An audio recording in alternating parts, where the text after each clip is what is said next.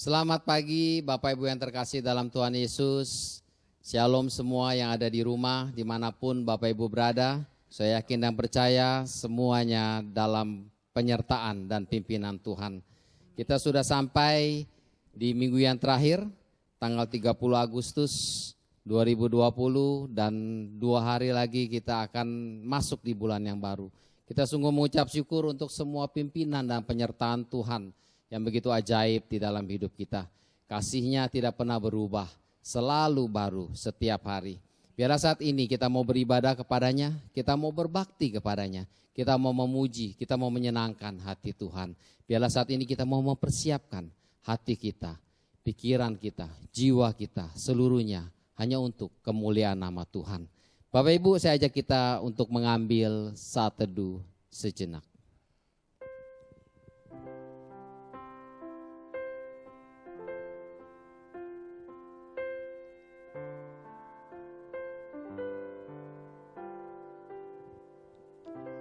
Tuhan yang baik, Tuhan yang kami sembah di dalam nama Yesus Kristus. Segala ucapan syukur kami naikkan kepadamu ya Tuhan. Terima kasih untuk pimpinan penyertaan-Mu sepanjang minggu yang boleh kami lalui. Masalah, berkat, silih berganti dalam kehidupan kami. Suka, duka terus berjalan dalam kehidupan kami. Kami sungguh mengucap syukur untuk semuanya yang boleh terjadi dalam hidup kami. Kami percaya semua itu atas seizin dan kehendak Tuhan. Terima kasih Bapak, terima kasih saat ini kami kembali mengucap syukur untuk kesempatan beribadah yang Tuhan berikan kepada kami. Kami mau beribadah kepadamu Tuhan, kami mau berbakti kepadamu, kami mau memuji, kami mau mendengarkan firman-Mu ya Tuhan, dan bahkan kami mau menjadi pelaku-pelaku firman-Mu. Terima kasih Bapak, terima kasih kami menyerahkan ibadah kami ini, biarlah boleh menjadi dupa yang harum untuk kemuliaan nama Tuhan. Saat ini kami siap untuk memuji-Mu, kami siap untuk menyembah-Mu, dan kami serahkan ibadah ini dari awal sampai akhirnya hanya di dalam satu nama, Yesus Kristus. Haleluya. Amin. Mulia, sembah Raja mulia. Dia adalah Allah kita. Dia Allah kita yang layak disembah. Dia yang sudah mati. Dia yang sudah dibangkitkan dan jadi Raja sekali. Mulia, sembah Raja mulia. Mulia, sembah Raja mulia. Bagi Yesus, puji hormat dan kuasa.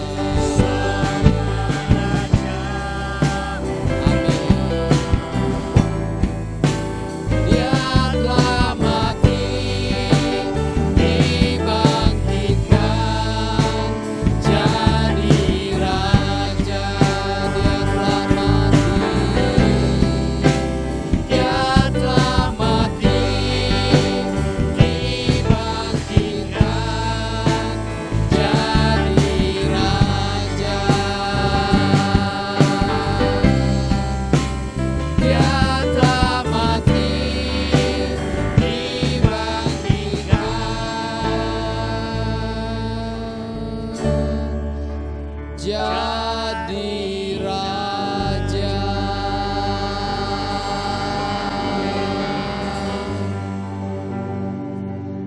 Dia telah mati, dia dibangkitkan, dan dia menjadi raja bagi kita. Segala ucapan syukur hanya bagi dia, karena dialah Allah yang layak kita muliakan, Allah yang layak kita tinggikan, Allah yang layak kita sembah. Mulia bagi Allah.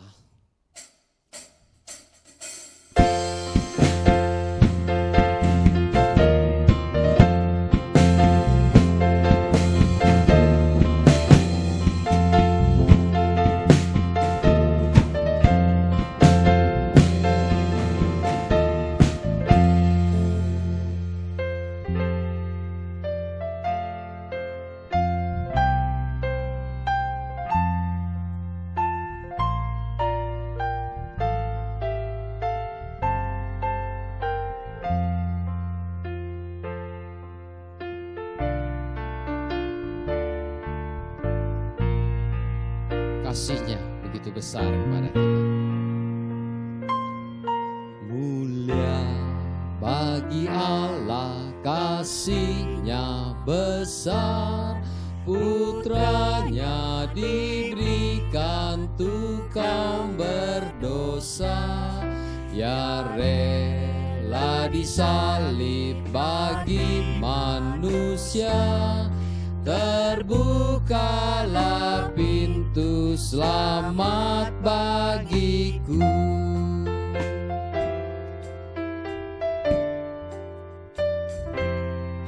Darah anaknya jadi penebusan, itu janjinya bagi yang percaya.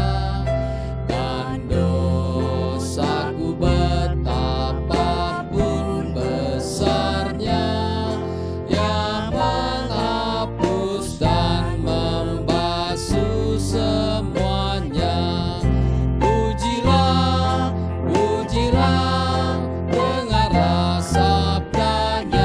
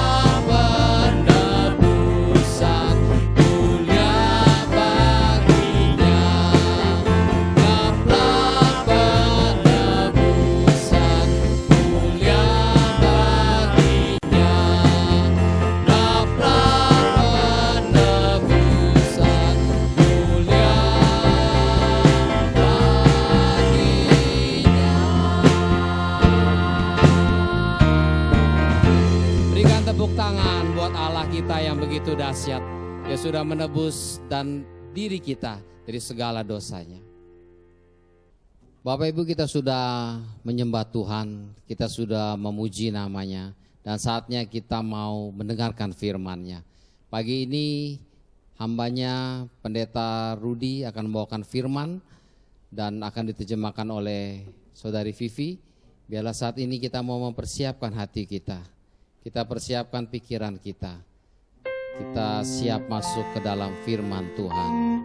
Kita angkat sebuah pujian untuk mempersiapkan hati kita.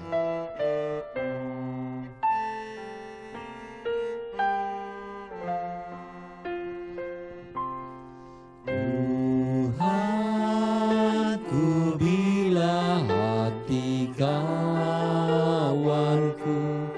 terluka oleh tingkah ujarku dan kehendakku jadi panduku, ampunilah.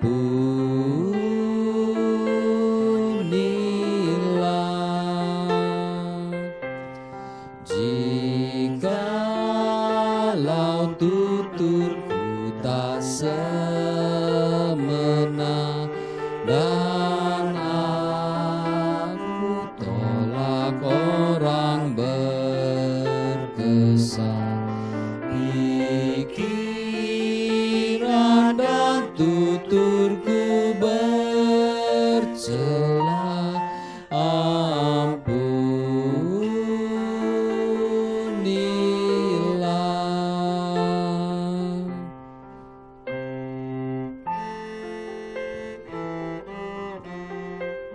Saat ini biarlah kita persiapkan hati kita. Kita mau mendengarkan firman-Nya. Kalau selama seminggu ini banyak kesalahan yang kita perbuat, biarlah kita minta ampun kepada Tuhan. Tuhan melayakkan kita untuk mendengarkan firman-Nya. Kita mohon ampun kepadanya.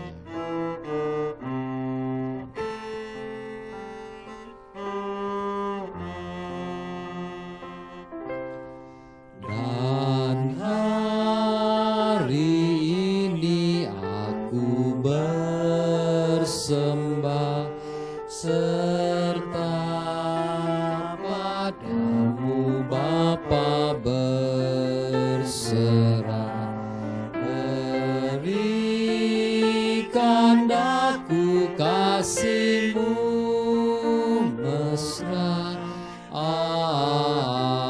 Amin, amin.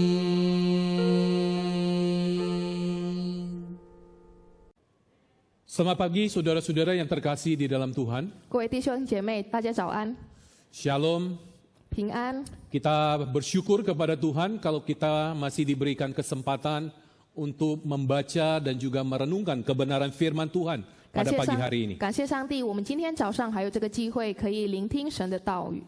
Baik saudara, sebelum kita membaca kebenaran firman Tuhan, mari saya mengajak kita untuk kita berdoa bersama-sama 在我们 terlebih dahulu. 在我们聆听神的话语之前，我们来一起进入祷告。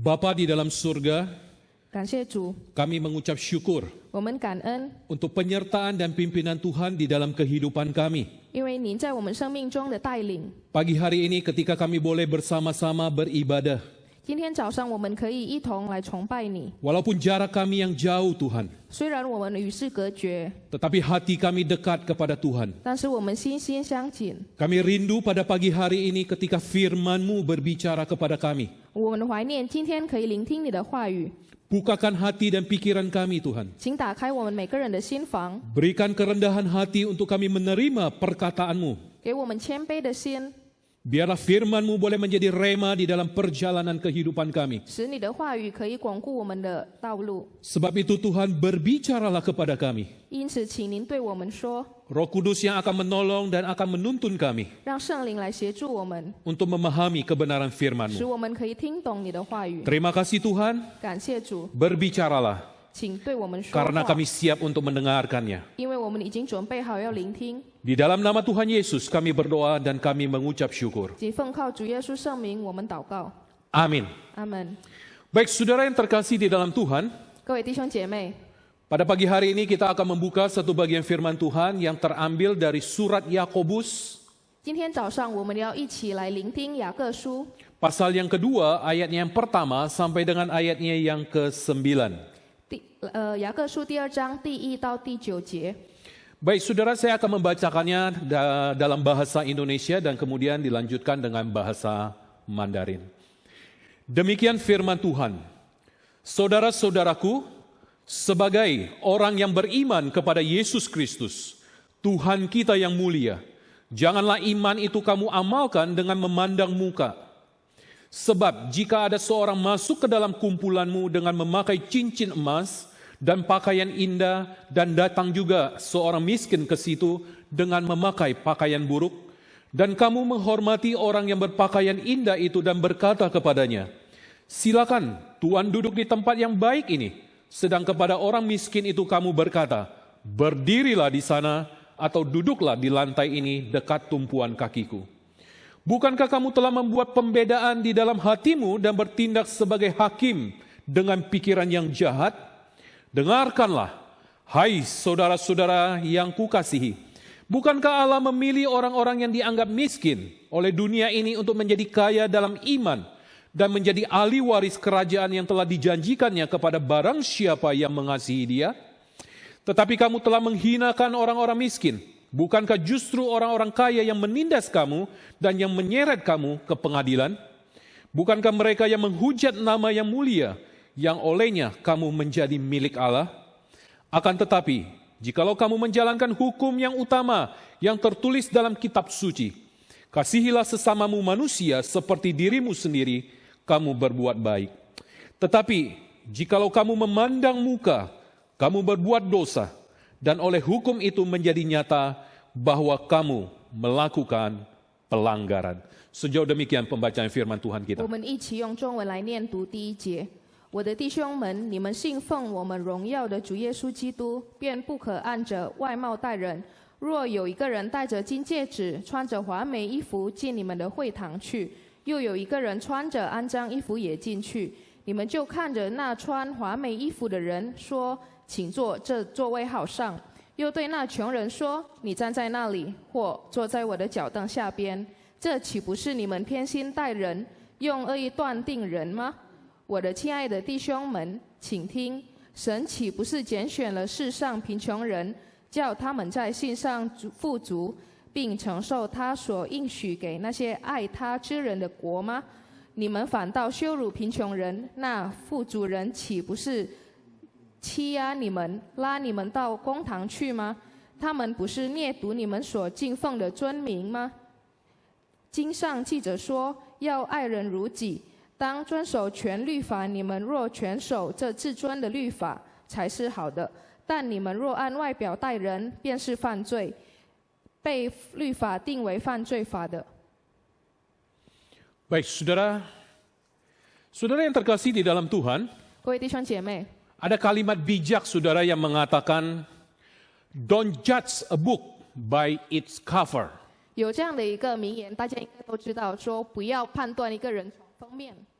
Begitulah kata mereka yang menganggap bahwa isi buku itu jauh lebih penting daripada kulit luarnya. 也就是说，书的这个里面的内容会比它的封面更来的重要。 Namun saudara, kita pun tidak bisa memungkiri bahwa kulit luar buku atau cover itu juga memiliki pengaruh yang sangat kuat terhadap orang yang melihatnya. 但是我们也不可避免说，书的这个封面对于来看这个书的人来说是非常的重要。 Sebab sebelum kita mengetahui isi dari sebuah buku, 当我们来去了解这个书的里面maka coverlah yang pertama kali menarik minat dan perhatian kita. 那么书的这个封面的话，就是来吸引我们来去了解这本书， Sehingga kita ingin membeli dan memiliki buku tersebut. 使我们想要拥有这本书。 Saudara, sudah menjadi sifat manusia suka menilai sesamanya berdasarkan apa yang terlihat secara kasat mata. 那么这个是人类已经拥有的习惯，就是通过肉眼所看到的来去判断一个事情。 Saudara, contoh nyata ketika kita bertemu dengan orang-orang baru. 一个举例，当我们来去见到这个新的人， Misalnya dalam relasi bisnis. 比如说在这个生意贸易之间， Kesan pertama yang muncul dalam benak kita adalah penampilan luar orang yang kita temui tersebut. 那么第一印象肯定是这个人的着装带外貌。 Saudara, yang menjadi pusat perhatian kita adalah mungkin kerapiannya dalam berpakaian, perawakan, dan bentuk tubuhnya.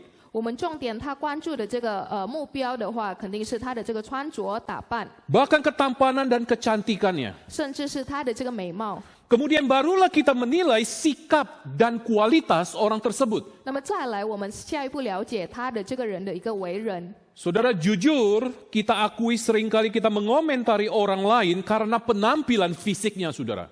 诚实说，我们经常也会这样评论人，是通过他的外表。 Inilah yang menjadi prinsip orang-orang dunia di dalam menilai seseorang.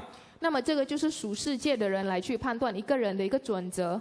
Saudara, tidak heran salon-salon kecantikan, kursus-kursus kepribadian, pusat-pusat kebugaran itu diserbu oleh orang banyak.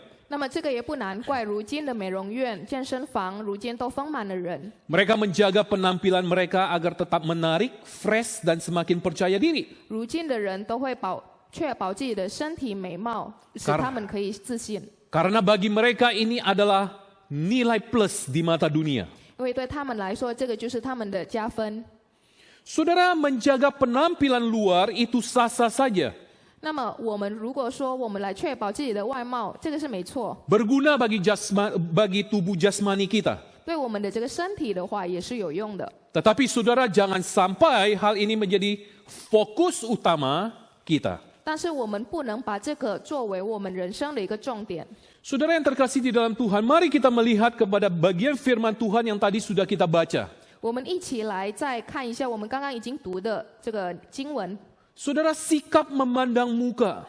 这个我们按外貌的人来看待， Tanpa kita sadari, seringkali kita lakukan baik di dalam kehidupan sehari-hari dan kemudian kita bawa saudara di dalam kita bergereja dan kita melayani saudara. 不知不觉从我们外面生活中的一些习惯，我们带到我们的教会里面。 Saudara, mari kita lihat apa yang dikatakan oleh penulis atau surat Yakobus di pasal yang kedua yang tadi kita baca. 那么我们一起来去了解一下，来写这个雅各书的这个作者他怎么提的。 Saudara, di ayat yang pertama, 在第一节， memandang muka. 来按着外貌待人， Janganlah iman itu kamu amalkan dengan memandang muka. 不要使我们的这个信念用按着外貌的人来对待。 Saudara, apa artinya memandang muka di sini, saudara? 按着外貌待人，这里的意思是什么呢？ Memandang muka di sini berarti memberikan perhatian khusus terhadap orang tertentu.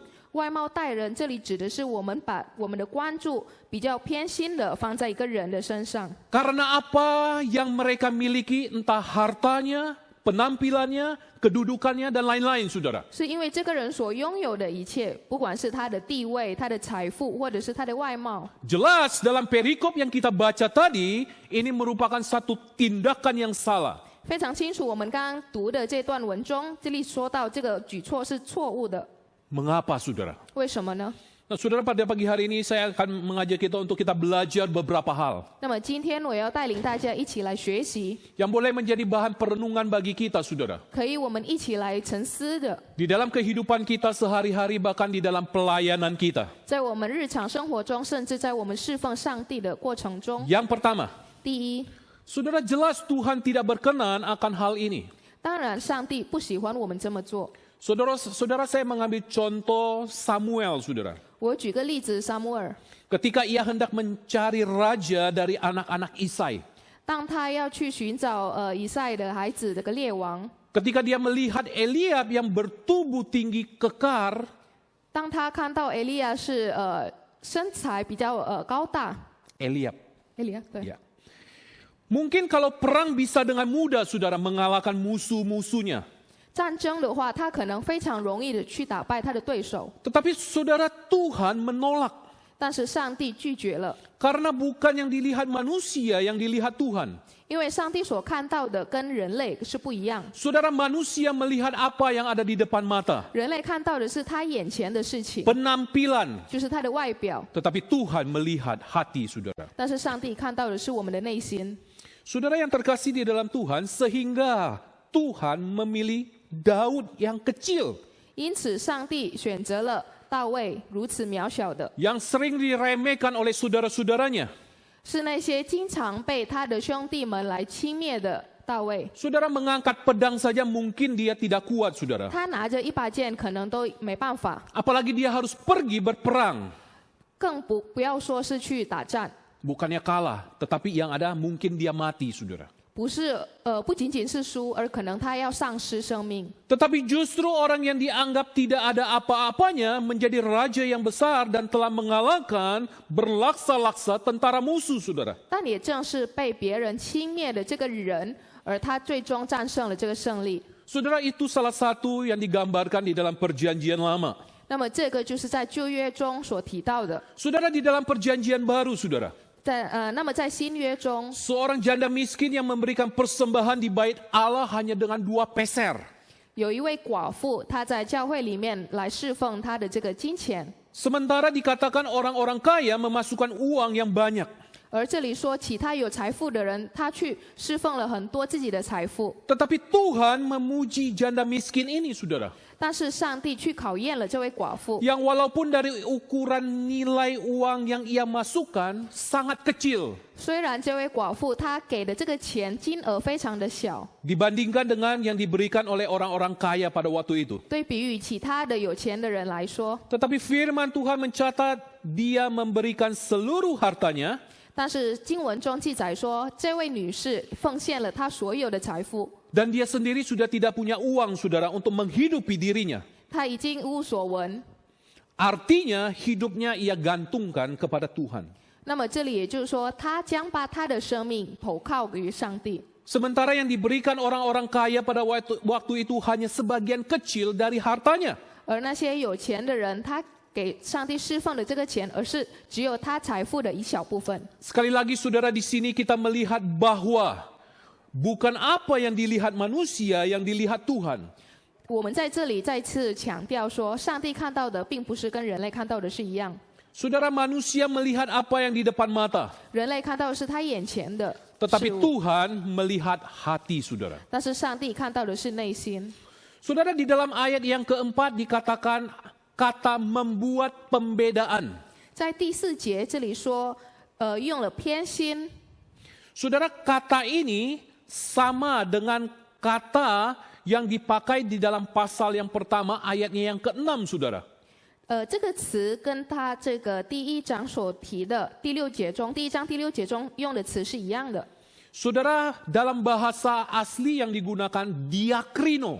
在原文中使用的是 diakrino， Yang dalam ayat itu diterjemahkan dengan bimbang. 在那个章节提到的是疑惑， Tidak konsisten dalam bersikap. 就是对于某一件事情并没有很正确的一个准则。 Terhadap orang kaya ia bersikap hormat, tetapi pada yang miskin ia bersikap menghina, saudara. 对于有钱人他非常尊重，对于贫穷的人他非常贬低。 Dan tentu saudara ini tentu menunjukkan satu sikap duniawi. 当然，这个就表明了这个属灵、属世界的。 Kata diakrino ini menunjuk pada hati yang bercabang. 这个 diakrino 指的就是一个人拥有偏心， Atau kata Yakobus, dari dalam hatimu yang jahat. 或者雅各书提到的是来自于你内心恶意的。 Saudara, benar kata Tuhan, bukan yang dari luar menajiskan, tetapi dari dalam, saudara. 所以上帝说的对，不是从外面来自险恶，而是从来自于内心险恶。 Apa yang keluar yang jahat itu berasal dari hati yang belum bertobat. 那些出来的险恶是来自于内心还没有悔改的。 Saudara, pertanyaan bagi kita. 那么对我们的一个问题， Bagaimana saudara dengan kita?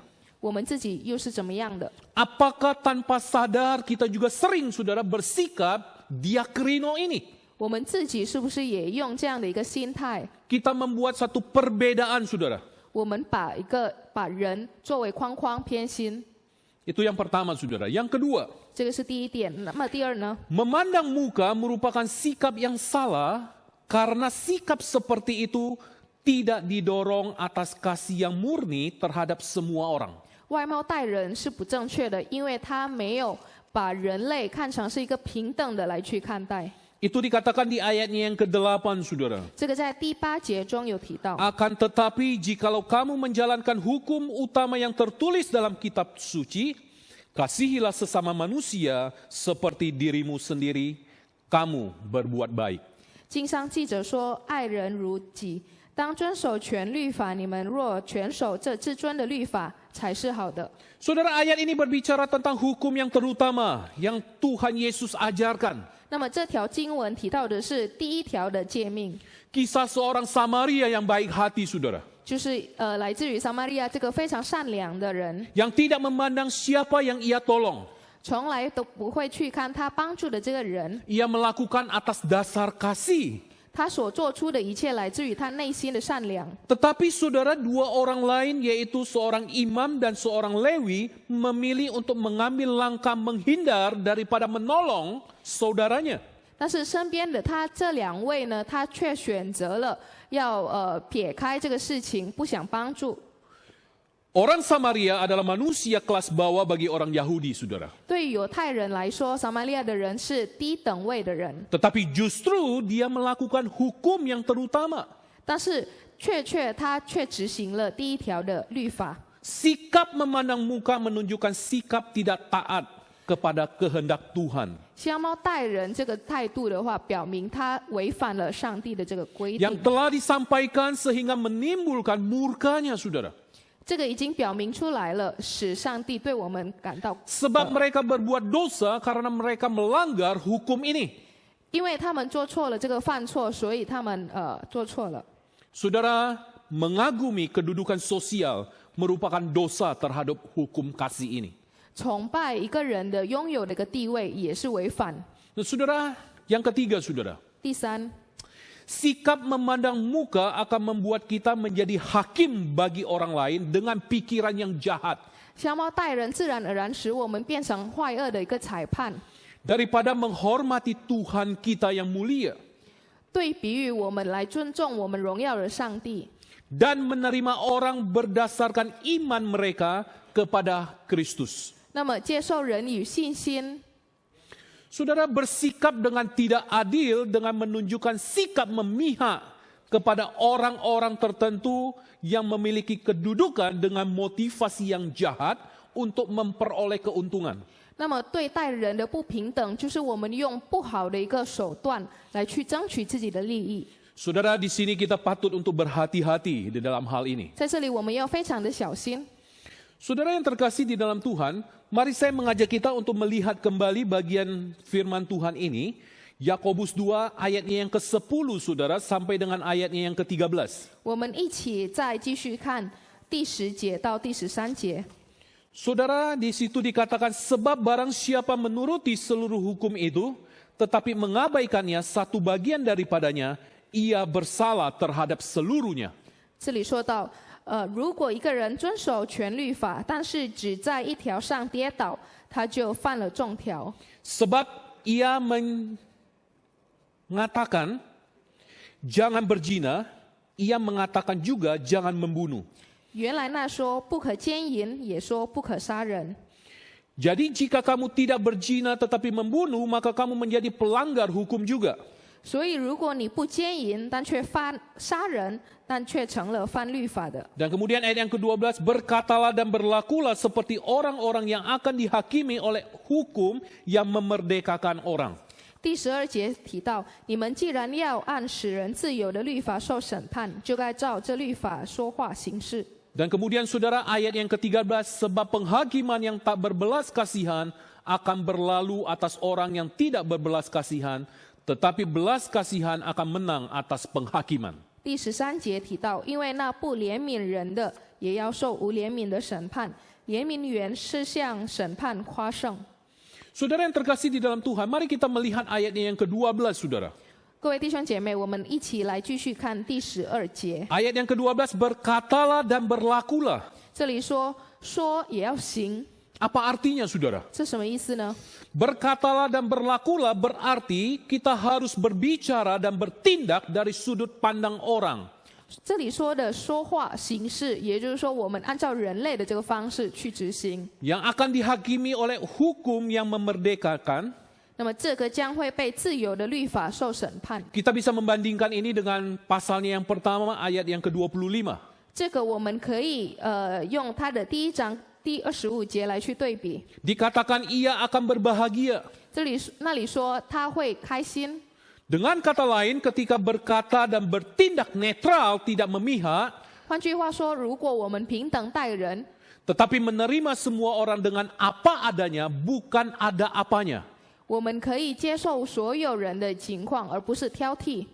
maka kita disebut orang yang berbahagia karena bebas dari penghakiman. 那么被称为我们就是那开心的人。 Tetapi sayangnya manusia mengingini keinginannya sendiri, saudara. 但是伤心的是，人类拥有自己的这个想要的东西， Sehingga mereka jatuh di dalam pencobaan. 使他们进入了这个犯罪的这个嫌崖。 Pasal yang pertama ayat yang ke-14 sampai dengan ayat yang ke-15, saudara.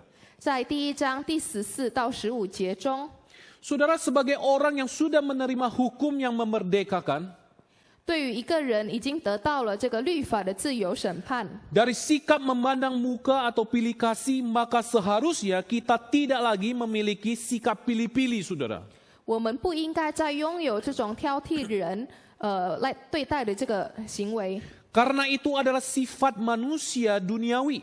因为这个是属世界人的行为。 Tetapi sekarang sebagai orang yang sudah dimerdekakan, seharusnya kita memiliki apa yang disebut the new morality, saudara. 而对于我们已经受自由的人来说，我们应该要展开新的一个方式， Satu tindakan moral yang baru, 是一个新的一个态度， yang memiliki satu pandangan yang baru, saudara. 使我们拥有一个新的一个眼 Yang 光， mana di dalamnya terkandung sikap untuk tidak suka memandang muka. 使我们拥有的态度就是我们不要待人外貌。 Saudara, ayat yang ke-13. 在第13节， Di situ dikatakan kata sebab, saudara. 这里提到说，因为 Sebab penghakiman yang tak berbelas kasihan akan berlaku atas orang yang tidak berbelas kasihan. 因为那不怜悯人的也要受无怜悯的审判。 Tetapi belas kasihan akan menang atas penghakiman. 但是怜悯原是向审判夸胜。 Saudara, ayat 13 ini masih berhubungan dengan ayatnya yang ke-12. 这个第13节仍然跟12节有关联， Bahwa kita harus berkata dan berlaku. 表明我们要说话行事一致。 Saudara, di sini bila kita sebagai orang Kristen, kita masih bersikap pilih kasih, maka kekristenan kita perlu dipertanyakan. 这里提到，如果我们作为基督的人还拥有这样的一个态度，那么我们将会被疑问这个身份。 Saudara, orang yang suka memandang muka disamakan dengan orang yang tidak berbelas kasihan. 那些经常以外貌待人的人，经常会被等同于那些没有怜悯的人， Karena sikapnya menjadi batu sandungan bagi orang miskin atau orang yang kurang mampu. 因为他的态度会贬低那些不够有财富的人。 Dan peringatan yang Yakobus kemukakan, saudara, di dalam ayatnya yang ke-6 dan ayat yang ke-7, ini menjadi satu peringatan warning bagi kita semua anak-anak Tuhan. 那么在这个雅各书里面提到的第6和第7节，就是对我们一个基督教会的人的一个警告。 Saudara, mengapa Yakobus dalam ayatnya yang ke-5 dia mengatakan, saudara, justru orang-orang miskin dalam Tuhan adalah orang-orang yang memiliki iman dan berharap pada Tuhan. 这里为什么提到说，神岂不是拣选了世上的贫穷人，叫他们在信上富足？ Saudara, di sini bukan berarti orang kaya tidak, saudara.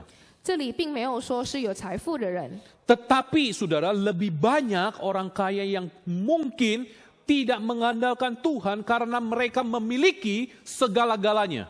但这里提到的是，可能那些有财富的人更不会去相信主，因为他拥有了所自己的一切。 Dan mereka menganggap bahwa apa yang mereka miliki itu bisa mereka gunakan sebagai senjata, saudara, untuk mendapatkan segala sesuatu. 因为他们认为他们拥有的一切，他们可以利用他们来达到他们所有的目的。 Saudara, dari bagian yang kita renungkan ini begitu jelas dan tegas menjadi satu peringatan bagi kita semua. 我们念的这个经文非常强调，也是使我们反思。 Saudara, saya akan menutup perenungan firman Tuhan kita pada pagi hari ini dengan sebuah kisah. 我要结束今天的这个分享。 Saudara, saya suka Kristus Anda, 各位，我喜欢你的基督， tetapi saya tidak suka dengan orang Kristen Anda, saudara. 但是我不喜欢你的基督人。 Saudara, kalimat ini tentu mungkin sudah sering kita dengar dan cukup familiar, saudara. 这句话可能我们都经常听说， Ada seorang tokoh yang mengatakan ini. 有这样的人说这样的话。 Saudara, sebagai seorang anak muda yang tertarik dengan kekristenan, 作为一位年轻人，对基督感到非常兴趣， dan dia mempelajari Alkitab dan ajaran-ajaran Kristus. 然后他学习了这个圣经还有经文， Dia serius, saudara, untuk menjadi seorang Kristen dan mencari sebuah gereja untuk dikunjungi yang dekat dengan tempat tinggalnya. 他非常认真的寻找这个主，然后去寻找这个教会，使他可以去崇拜。 Di suatu pagi Minggu saat ia mau melangkah masuk ke gereja, 然后在一天中，当他要进入这个教会， seorang penerima tamu menghalangi langkahnya, saudara. 然后这个外面侍奉的人就阻碍了他的脚步。 Saudara, si penerima tamu ini berkata, mau kemana kamu orang kafir? 然后接待客的这个人说：“你要去哪里呢？”这个外邦人， Tanya seorang pria berkulit putih padanya dengan nada yang begitu angkuh sekali. 一位白人问他，用这样的语气来问他。 Dan kemudian si anak muda ini menjawab, 然后这位年轻人说 saya ingin mengikuti ibadah di sini.：“ 我要去参加这里的崇拜会。 Kemudian saudara penerima tamu itu membentaknya dan berkata, ”然后这位迎接客的这个人， tidak ada ruang untuk orang kafir di gereja ini. 他呐喊说：“我们这个教会对于外邦人是没有立席之地。 Enyala dari sini atau saya akan meminta orang untuk melemparkan kamu keluar. 请您立刻从这里走出去，否则我教会人把你赶出去。” Saudara, suatu tindakan keangkuhan dari seorang yang seharusnya mewakili Kristus menghentikan langkah seorang anak muda untuk mempertimbangkan kekristenan bagi dirinya. 那么，单单这样的一个行为，可以使一个原本要相信主的人，阻碍了他的这个脚步。 Namun saudara, dia tidak dapat menyangkal kebenaran ajaran dan juga teladan hidup Kristus. 但是他自己也不能否认基督所教会的这个事情。 Itulah yang membuat dia mengangkat hal-hal yang baik yang dia temukan di dalam ajaran dan kehidupan Kristus dan menerapkannya sebagai falsafah kehidupan dia. 这个使他就是从基督里面他自己所拣选出来的一些好的东西，作为他人生中的一个道路学习的榜样。 Saudara, pertanyaannya bagi kita, 那么对我们的问题， siapakah anak muda ini? 这位年轻人是谁？ Saudara, dia adalah Mahatma Gandhi, saudara. 那么这位就是 Mahatma Gandhi。 Saudara yang terkasih di dalam Tuhan, 各位弟兄姐妹， di dalam ucapannya saudara, 在他的话语中， pada tanggal 28 Juli 1925, 在这个时间， dia berkata, 他说 sekalipun saya bukan seorang Kristen,：“ 即便我不是基督教， sebagai seorang pelajar Alkitab 我不是学圣经的人， yang mendekatinya dengan iman dan rasa hormat, 用这个信心来去接近他。 saya ingin menyajikan pada Anda intisari dari khotbah di bukit. 我也要给你们侍奉这个在这个丘上的这个经文的传道。 Di dalam ucapannya, Gandhi berkata bahwa terdapat ribuan dan wanita hari ini 在他话语中，当时有千千万万的人， yang sekalipun tidak pernah mendengar tentang Alkitab atau Yesus, 即便当时没有人听过圣经和基督， namun memiliki iman yang lebih takut pada Tuhan ketimbang orang-orang Kristen yang mengenal Alkitab dan 10 perintah Tuhan. 但是他们拥有更具畏、更敬畏上帝的心。 Saudara, Mahatma Gandhi dia pernah berkata kepada seorang misionaris, Mahatma Gandhi 曾经这样说过： cara paling efektif untuk penginjilan adalah hidup di dalam Injil. 传福音的最有效的方法就是活在福音里， Menjalani dari awal, pertengahan, dan akhirnya. 按照它有始有终执行它， Bukan saja mengkhotbahkannya, 而不仅仅只是传道 tetapi 它， hidup menurut terang itu. 而是活在光里。 Jika Anda melayani orang lain, 如果你侍奉别人， dan Anda meminta orang lain untuk melayani, 然后你让别人去侍奉， mereka mengerti. 他们会懂得。 Tapi Anda mengutip Yohanes 3 ayat 16, 但是你记载了约翰福音第3章16节， dan kemudian meminta mereka untuk meyakininya, 然后你让他们去相信， dan itu sama sekali tidak menarik bagi saya. 但是那个对我来说没有什么兴趣。 Dan saya yakin 那我也相信 orang lain juga tidak akan memahaminya. 其他人也跟我一样不会懂 Injil itu 得。 lebih kuat kuasanya saat dijalani, dipraktek, ketimbang dikotbahkan. 经文更有效，等这个人执行它的时候。 Saudara, bunga mawar tidak perlu berkhotbah. 那么玫瑰花它不需要去传福音， Ia hanya menebarkan wewangiannya, saudara. 它只要散发着它的这个香味， Aroma itu adalah suatu khotbah tersendiri. 这个香味就是有一个独特的这个传的福 Aroma 音。 kesalehan dan kehidupan spiritual jauh lebih halus 这个传的这个精神，更来的优雅， dari wewangian bunga mawar, saudara. 会比这个玫瑰花的香味来的芬芳。 Saudara, suatu kali ketika dia berbicara dengan seorang misionaris yaitu Stanley Jones 有一次，当他对这个Stanley John 说的时候， yang meminta saran dari Gandhi, saudara. 然后他向这个甘地来咨询， Saudara, Mahatma Gandhi dia menyampaikan, 然后 pertama, 甘地就对他说 saya menyarankan semua orang Kristen：“ 我建议所有的基督徒人 mulai hidup lebih mirip dengan Kristus. 要向着上帝的这个来活着。 Yang kedua, saudara, praktekkan tanpa mengencerkan atau mengubahnya. 第二，要原照样的来去生活。 Dan ketiga, jadikan kasih daya penggerak Anda. 第三，就是把这个恩惠、感恩来去动用别人， Karena kasih adalah unsur sentral di dalam kekristenan. 因为这个恩典就是来自于这个基督的中心。 Dan yang terakhir, saudara, dia berkata, pelajarilah agama non-Kristen. 然后最后呢，他就说，请学习那些非基督的教 Dengan 会， lebih sistematis untuk menemukan kebaikan yang terkandung di dalamnya. 更系统的去了解它里面所含的一个内涵， Agar kalian mempunyai pendekatan yang lebih simpatis. 使你们可以更亲切的去亲近人。 Saudara, Gandhi melihat dengan tepat jantung permasalahan yang melanda umat Kristen pada umumnya. 那么甘地就是正解的看到，如今就是基督徒人的一些问题。 Saudara, sekalipun dia sudah meninggal hampir kurang lebih 68 lebih tahun yang lalu, saudara. 即便他去世已经68多年， Tetapi pengamatan masih berlaku sampai hari ini. 但是他的这个学习仍然流传到现在。 Yang pasti umat Kristen pasti akan dapat menjadi saluran kasih Tuhan. 也就是说，基督徒的人肯定仍然还是会为上帝传管道的福音。 Jika kita mempertimbangkan, saudara, apa yang dikatakan oleh beliau. 如果我们可以来去坚守他的这个说的话， Saudara, tidak ada alasan bagi kita untuk memandang muka.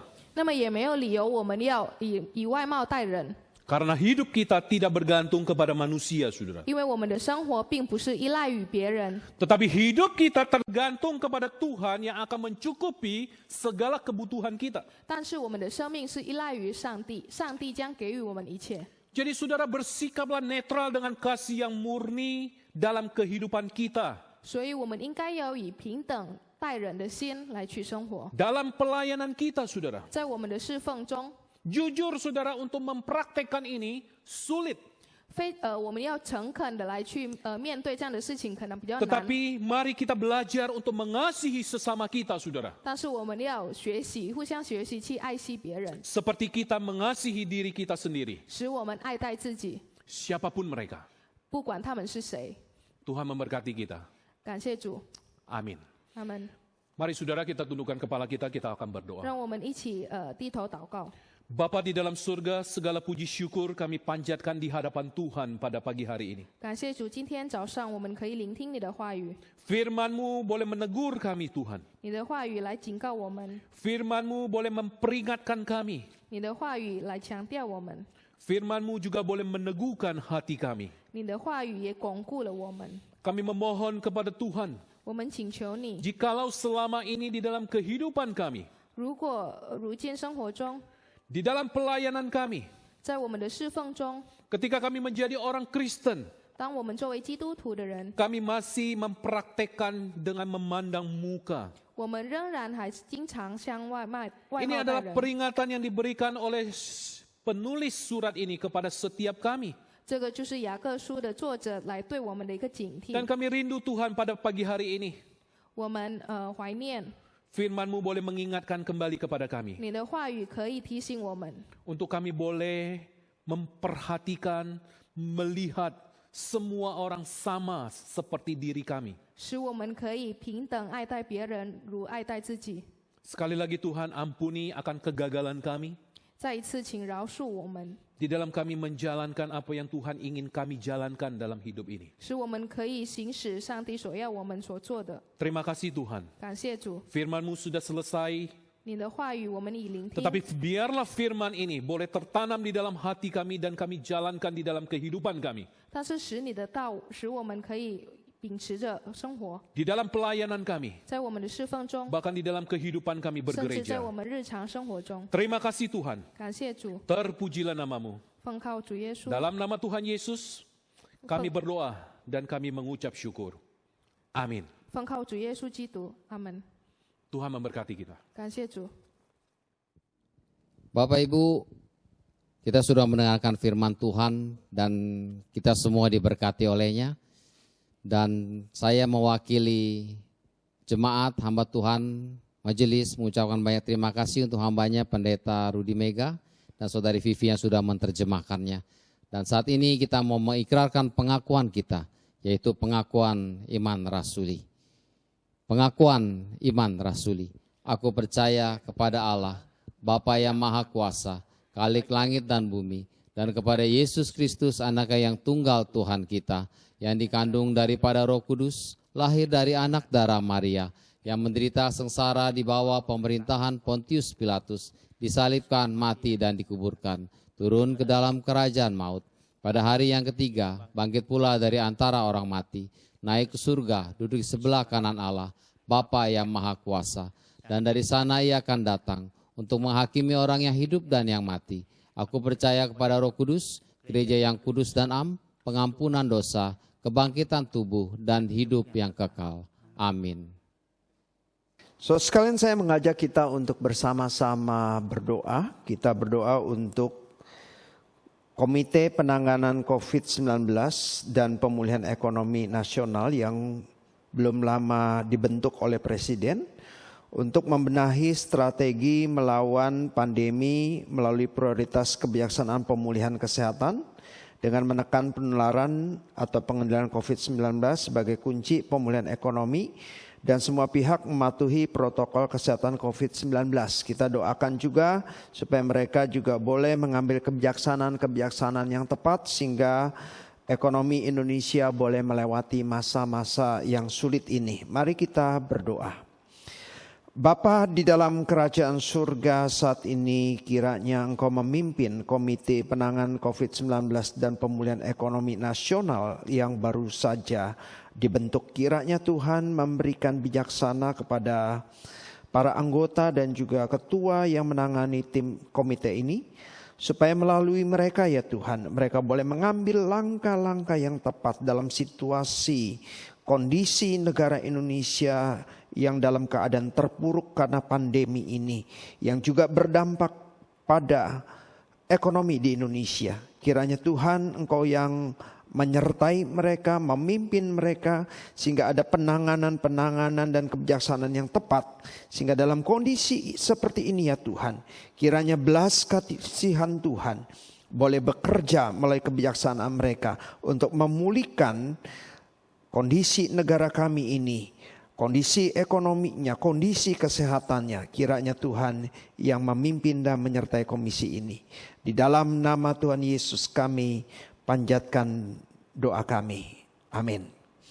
Yang kedua, saudara sekalian, saya mengajak kita berdoa supaya Tuhan menolong di tengah pengembangan riset yang saat ini sedang uji klinis fase ketiga calon vaksin COVID-19 kepada 1.600 sukarelawan di Kota Bandung. sebagai tahapan penting dalam upaya mengatasi penyakit disebabkan oleh virus SARS-CoV-2 ini dan nantinya dapat diproduksi atau didistribusikan untuk mengobati COVID-19 yang akan diproduksi. Mari kita bersama-sama berdoa supaya uji klinis ini boleh berjalan dengan baik dan vaksin boleh segera ditemukan dan vaksin boleh berhasil. Mari kita berdoa. Bapa di dalam kerajaan surga, saat ini kami juga berdoa ya Tuhan. Berdoa bagi uji klinis untuk vaksin yang akan dipasarkan dan didistribusikan. Kiranya Tuhan yang memimpin melalui uji coba ini, di mana ada relawan-relawan yang bersedia untuk menjadi orang yang menjadi contoh. Kiranya Tuhan yang memimpin dan menyertai. Sehingga Tuhan kami rindu supaya ditemukannya vaksin untuk COVID-19 ini, masalah pandemi ini boleh segera berakhir. Baik di negara Indonesia ini maupun di seluruh dunia ini. Kiranya Tuhan yang memimpin uji klinis yang saat ini berlangsung, Tuhan boleh pakai, Tuhan boleh pimpin sehingga boleh ditemukan vaksin yang bisa menanggulangi masalah hal ini ya Tuhan. Dengar doa kami yang kami panjatkan di dalam nama Tuhan Yesus. Amin. So sekalian, mari kita mengarahkan hati dan pikiran kita kepada Tuhan dan menerima berkat dari Tuhan melalui hamba-Nya. Kiranya kasih daripada Allah Bapa, kasih daripada Tuhan kita Yesus Kristus, pimpinan dan penyertaan dari Roh Kudus senantiasa terus memimpin hidupmu, menguatkanmu, menyertaimu di masa-masa pandemi ini, di masa-masa kesulitan yang dihadapi saudara sekalian. Ada kekuatan Tuhan, ada penyertaan Tuhan yang terus menyertai saudara sekalian. Amin.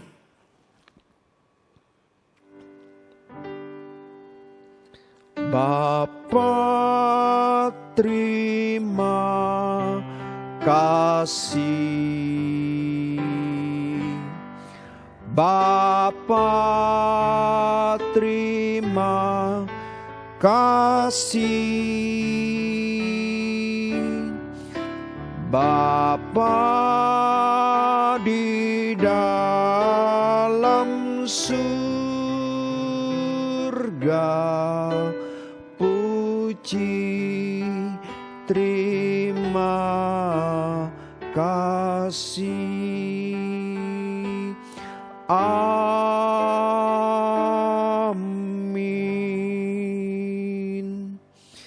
Ibadah kita selesai, kita mengambil saat teduh.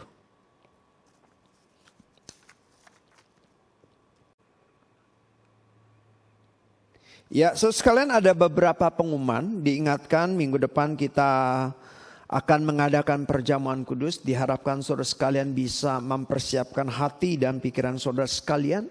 Dan juga minggu depan saudara sekalian diberikan kesempatan untuk memberikan persembahan perpuluhan, persembahan untuk misi dan kolekte seperti biasanya. Dan saudara sekalian diharapkan bisa mempersiapkan hati dan pikiran saudara sekalian untuk menghadapi atau mengikuti perjamuan kudus dan juga memberikan yang terbaik bagi Tuhan. Dan bagi saudara sekalian yang mengikuti kelas menuju serupa Kristus, kelas berakar hari ini nanti adalah sesi yang terakhir jam 11 siang dengan tema simbol atau tanda keselamatan dari Allah yang akan disampaikan oleh saya sendiri. Dan juga saudara sekalian ada kelas prabaptisan dan atestasi sekaligus upacara baptisan dan atestasi yang akan diadakan di gereja pada hari Sabtu tanggal 5 September jam 10 sampai jam 12. Jadi saudara sekalian yang akan dibaptis dan atestasi diwajibkan untuk mengikuti kelas prabaptisan ini, dan pada hari itu juga kita akan mengadakan acara baptisan dan atestasi. Nah, sekalian juga ada persekutuan pelayanan, yaitu pada tanggal 3 September hari Kamis jam 7:30 malam melalui via Zoom dengan tema Hati Seorang Pelayan. Ini diwajibkan untuk majelis, pengurus departemen, guru-guru sekolah minggu, dan pemimpin komsel. Nanti linknya akan diinformasikan melalui WA. Saudara sekalian boleh menyediakan waktu untuk mengikuti kelas persekutuan pelayanan ini. Jadi menyediakan waktu untuk hal itu. Dan saudara sekalian ada kelas bimbingan pranikah bagi pasangan yang akan menikah di akhir tahun 2020 sampai di tahun 2021, wajib mengikuti kelas bimbingan pranikah dan akan nanti dilaksanakan melalui Zoom yang akan dibuka pada awal September. Jadi saudara sekalian bisa segera mendaftarkan kepada pendeta Stephen Paul atau juga saudara sekalian bisa mendaftarkan ke administrasi gereja.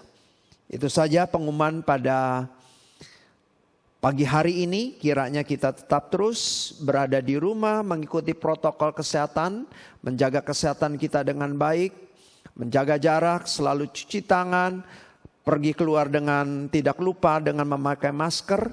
Kiranya kita boleh mendukung program pemerintah untuk melawan COVID-19.